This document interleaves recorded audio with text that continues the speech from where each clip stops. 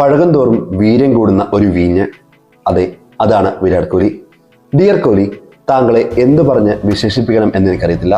Chase master, the run machine, king Kohli, ക്രിക്കറ്റിന്റെ രാജാവ്, അങ്ങനെ പേരുകൾ പലതുണ്ട്. അതിലെനിക്ക് ഏറ്റവും ഇഷ്ടപ്പെട്ടത് ദ ചേസ് മാസ്റ്റർ എന്ന പേരാണ്. എത്ര വലിയ ബാലികേറാമലയും ഈ 18-ാം നമ്പറുകാരൻ ക്രീസിലുള്ളപ്പോൾ ഇന്ത്യക്ക് നിസ്സാരമാണ്. റെക്കോർഡുകൾ തിരുത്തണമെങ്കിൽ കിങ് കോഹ്ലിക്ക് ബാറ്റ് എടുത്ത് വീശേണ്ട ആവശ്യമില്ല എന്ന മട്ടിലാണ് കാര്യങ്ങൾ.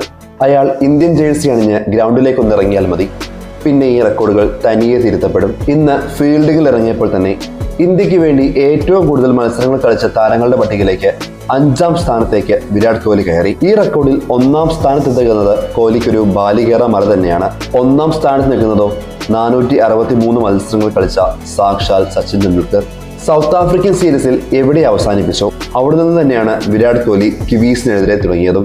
91 പന്തിൽ 102 സ്ട്രൈക്ക് റേറ്റിൽ 93 റൺസ്, 7 റൺസിന് സെഞ്ചുറി നഷ്ടം. ഏറ്റവും വേഗത്തിൽ 28,000 അന്താരാഷ്ട്ര റൺസ് എന്ന നാഴികക്കല്ലിലേക്കാണ് വിരാട് കോഹ്ലി ആദ്യം എത്തിയത്.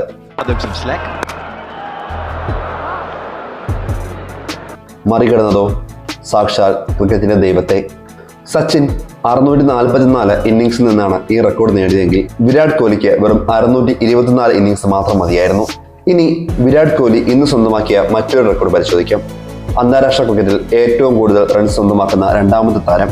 28,016 റൺസ് നേടിയ കുമാർ സംഗക്കാരെയാണ് വിരാട് കോഹ്ലി മറികടന്നത്. ഇനി മുമ്പിലുള്ളതാകട്ടെ 34,357 റൺസ് നേടിയ സാക്ഷാൽ സച്ചിൻ ടെണ്ടുൽക്കറും.